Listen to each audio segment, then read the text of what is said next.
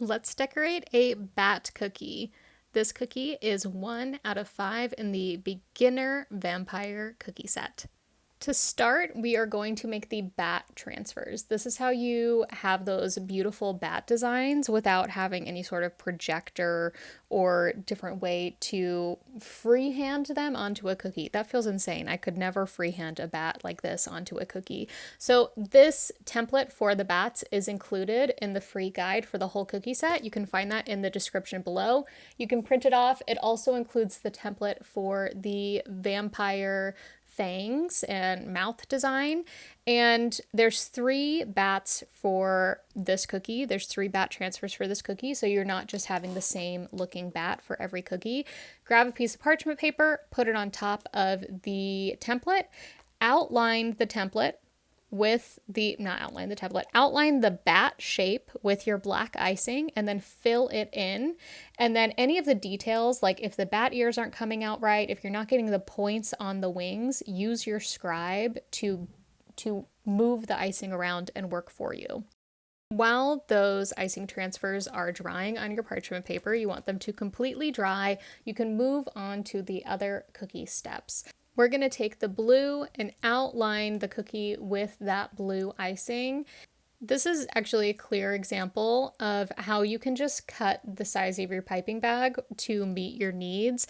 I knew I was going to primarily just be doing pretty big filling with this blue icing. It's the pupil of the eye. Okay, nothing too detailed. It's the outline, the rest of the flood on the vampire fang cookie. Okay, not too detailed. And it's the background of the bat cookie, you know, what we're going through right now. And so I don't need to have a fine tip on this. I can have a pretty solid outline for the cookie and it'll be easier to flood the center. And then I'm coming in with my scribe and I'm just making sure that I have that icing kind of all the way up to the outline or to the edge of my cookie. And the other thing I'm doing, the blue doesn't always mix as nicely as possible, so by moving all this icing around really well, I'm not leaving any kind of additional lines that sometimes the food coloring in blue can leave behind.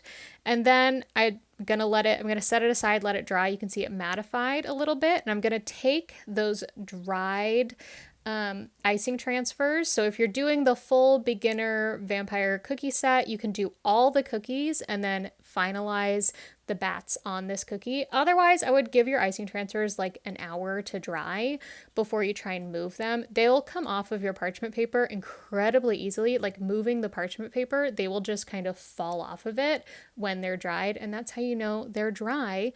Otherwise, let them dry. I don't know what I was trying to say there. I got the 3 bats that I wanted to use. I placed them on a cookie to kind of figure out what the placement needed to be. And then I'm taking them off the cookie, adding some of the blue icing so that if a little bit of icing peeks out, it's not going to be an issue because it's a blue background. And I'm placing them back onto the cookie. It's great if you have like tweezers for this work or something. I am really bad with tweezers. And I figured these are big enough.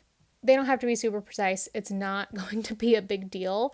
But the icing you put onto the back of them is going to help keep them in place so that they won't fall off. And as long as the parchment was very flat where they were drying, then they should sit really flat and flush on your cookie, especially if you added a really good base, a really flat, thick base of icing. But once you place them, they'll be set, and there is your bat cookie. Check out all the 5 cookies in the beginner vampire cookie set, decorate them for yourself, share them with me, I'd love to see it.